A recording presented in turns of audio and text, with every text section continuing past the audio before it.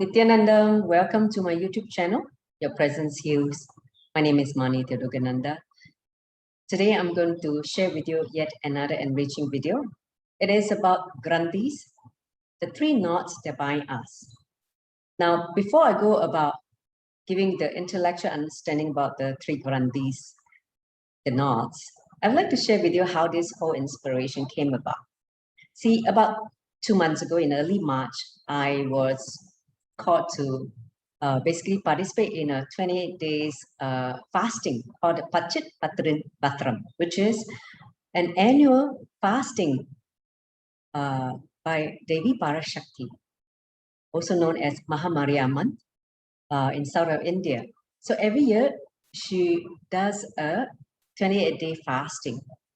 And through the encouragement of my guru, His Divine Holiness Bhagavan Nityananda Paramashivam, also known as Swamiji, fondly known as Swamiji.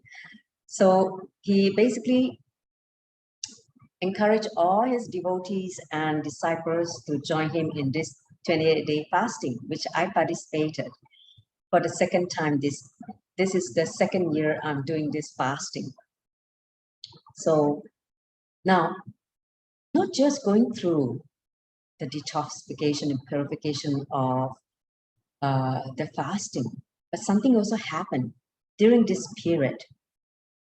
Basically, literally, I was feeling that during those period of 28 days, I was just inside the cosmic womb of Devi Parashakti, being nourished, being enriched by her so much. And, you know, literally sitting on her lap and giving deeper understanding of yoga and Ayurveda. As you all know that I'm a living yogi, and I've always been fascinated about the deeper understanding about the body, how everything's are interconnected. So basically in these 28 days, I was able to be shown how yoga, Ayurveda, they're all interconnected. Because in the past, I've always read all the different bits and pieces of information, but it's only through this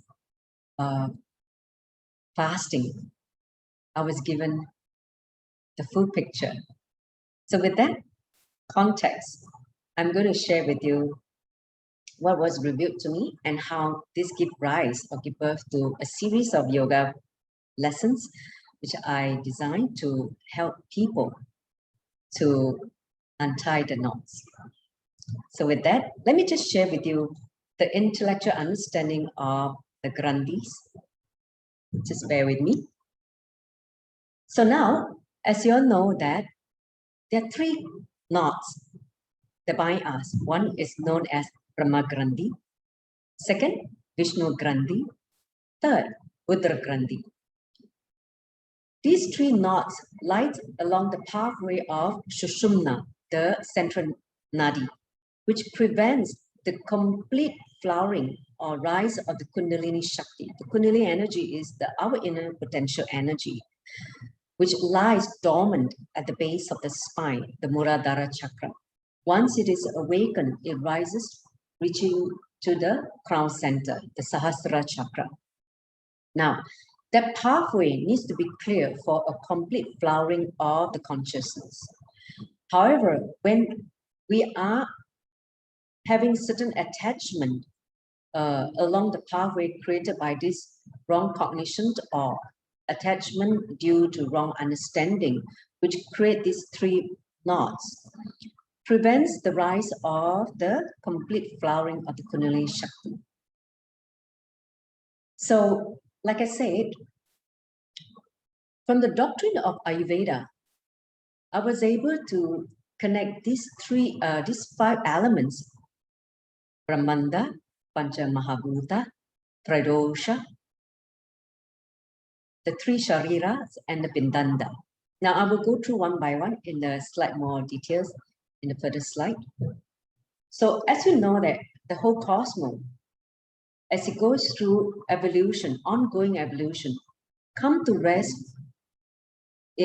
at these Mahabhutas, the five great elements of nature, such as from the space element, gives rise to the air element. From air element give rise to the fire elements. From fire give rise to water, and finally the earth elements. Each elements come with certain quality or certain principle. Like for instance, ether, space, represents the principle of emptiness. The air elements represent the principle of motion. Fire element represents the principle of luminosity. And the water element represents the principle of fluidity. And finally, the earth element represents the principle of solidity. So basically, these 5 elements evolve and emerge from one another, emerge one from the other in a successive manner. So each and every element is born from its own specific and distinctive characteristic. In addition to the characteristic nature, it inherits from the previous elements. So what it means is that each element is born grosser than the previous. So with these 5 elements comes the tridosha of Vata, Pitta, Kapha. In Ayurveda, these are the 3 doshas which create well-being and health in a human being. Whenever these 3 doshas are imbalanced, disturbed, it gives rise to sickness and diseases. So, and also disorder that happens in the body-mind level. So it's important that how we create balance in these 3 dosha. Then comes the 3 shariras, the 3 bodies. The first is the 5 elemental bodies, which is the physical bodies called the Stula Sharira, our physical body. Then comes the astral body, also known as the subtle body, Sukshma Sharira, which made up of a few components like the 5 sense input, the 5 sense organ, the 5 organs of actions, and also the organ of the mind, and also the prana, basically the breathing, the prana flow. So these forms the Sukshma Sharira, and finally the causal body or Karana Sharira, which basically is sustained by the samskara, the engraved memories. Now, as you know, the 5 elements forms the physical body. And within the physical body, we have also the 7 chakras, the 7 lotuses. Basically, from the Tantra, we know that we have consciousness, we have intra-organs. Chakras are intra-organs, meaning they are basically the bridge between the consciousness and the internal organs. So they are not visible through the 2 eyes, but they are visible through the awakened 3rd eye, the Ajna chakras. So the 7 chakras are the intra-organs. And finally, the internal organs of all within the body, and then the physical body. Okay, so as you can see that these 7 chakras, basically, you need to understand they are the intersection points of the 3 bodies. The 3 bodies, the shariras, Stula, Sukshma, Karana. These 3 bodies, when they intersect, forms the 7 energy centers in your body along the spine. So, along these 7 energy centers comes the knot, grandi.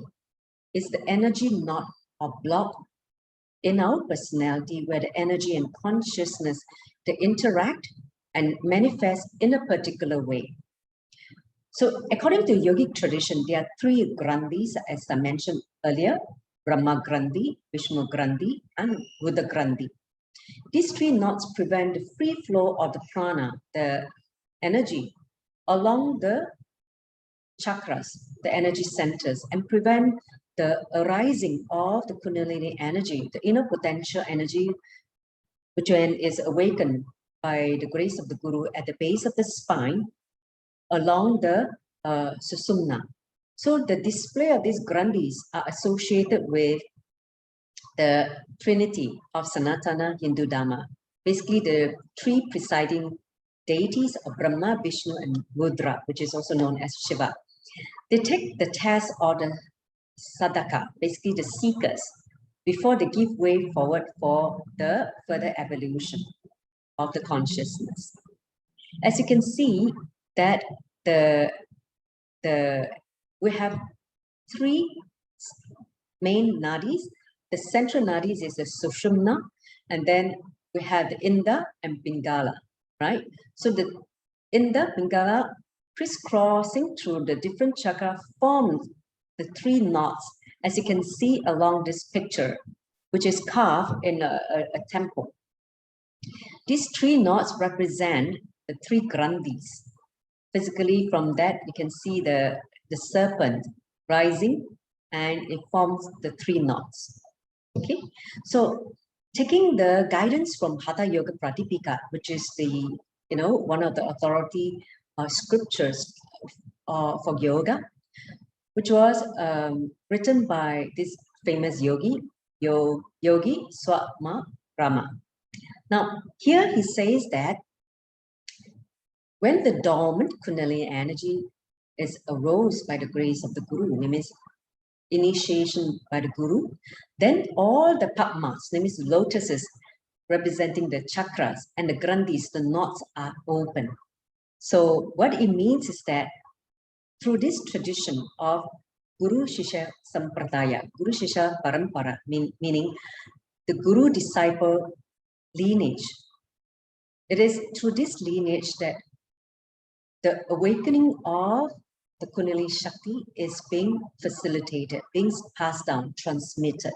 That's why in the tradition of yoga, always we seek the grace of the enlightened Guru to help us in the evolution of our consciousness by awakening the subtle energy and the dormant Kundalini energy, as well as all the energy centers of the chakras and untying of the knots that we are stuck in. So let me just introduce the first grandi, which is Brahma grandi. See, the Brahma grandi basically represent the attachment to the basic survival instinct, such as survival instinct of living as well as procreation, meaning attachment to the desire of the physical dimension, getting stuck in this physical world. Now, so when this grandi, this Brahma grandi is pierced through, which relates to the lower two chakras, Muladhara chakra and the Swadhisthana chakra, when is basically the Kundalini energy is pierced through certain pranayama, then a sort of happiness, joy is experienced in the vacuum of the heart. It means when the energy rises and reaches the heart, the certain sound of the anahata can be heard, like the tinkling sound of ornaments. Different ornaments are heard in the body. So that is an indication that Brahma has given way for the aspirant, the seeker, to move on to the next level of evolution. Okay, so what does it mean when someone is suffering from Brahma grandi? Like, for instance, inability to give time for your spiritual awakening, like not able to find time to work on yoga, for meditation, and getting stuck with your day-to-day running of your job, paying the bills, paying your rental. That is an indication of being stuck in the Brahma grandi, not having the time and energy to raise your consciousness to the next level is the representation that someone is stuck in the Brahma grandi. Okay, so now Once this grandi, Brahma grandi blockage is removed from the realm of consciousness and energy, instincts of the deep rootedness and energy are released. Basically, so much energy get released from the lower chakras and a feeling of groundedness, feeling rooted to this physical plane. Yet, the Kundalini energy, the Kundalini Shakti, begins to rise beyond these two lower chakras, Muladhara and Swadhisthana, without being bogged down by the attraction of to which our consciousness is hooked to the physical realm. So here, Lord Brahma gives way to the aspirant. Now, let's go on to the second knot.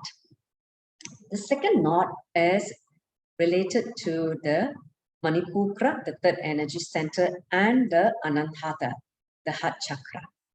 Okay, so these two chakra forms the third, the second, the knot, Vishnu knot. Now, what is the indication of someone who is suffering from this Vishnu knot, the Vishnu grandi? Basically, it can be summarized as someone having the love for power, love for personal power, name and fame, possessiveness. All that is symptomatic of Vishnu grandi. And instead of understanding, radiating the power of love, the power of love is what basically breaks the Vishnu grandi. So here he says, by this means the Vishnu knot in the throat is pierced, which is indicated by the highest pleasure experience. Then the beery sound, like the beating of the cattle drain, is evolved in the vacuum in the throat. Okay, so when this grandi is pierced through certain pranayama, the energy rises to the throat center, Vishuddhi chakra. So when this Vishnu grandi blockage is removed, we begin to draw energy to sustain ourselves from the universe and not from the localized center of the body like the lungs. See, normally we draw the energy either through food or through the prana, breathing, right? So when this grandi, this blockage is removed, you begin to rest at the throat center, which is, as you know, the Vishuddhi chakra is the energy center which connects you to the inexhaustible cosmic energy. So you'll be able to draw energy from the throat center, which is from the cosmos, and the energy of the body becomes harmonious with the energy of the cosmos. There's a symbiotic relationship with both energy of the body and the cosmos. So the interaction between the individual personality and the cosmos begin to happen naturally and spontaneously.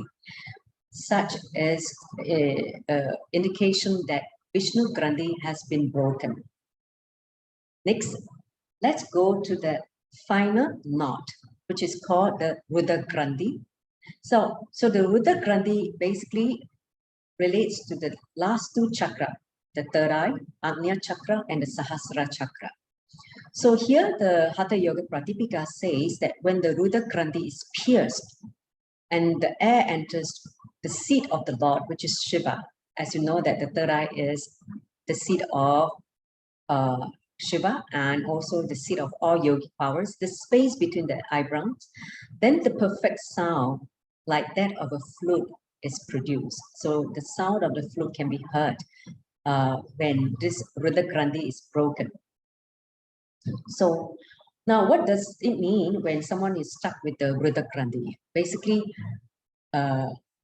ego, arrogance, and wrong ideas about this the self, and also attachment to this pseudo identity created by the society, created by the wrong understanding, conditioning by the society. So when this Rudra grandi is broken, there's a breaking away of the old ego awareness, the I awareness, the mental awareness, and the physical awareness, and an evolving of the sixth sense, which is your third eye, becoming the third eye of the Lord Shiva. So the sixth sense and beyond is the state where the omniscient nature of the consciousness is experienced, where the past, present, future become known.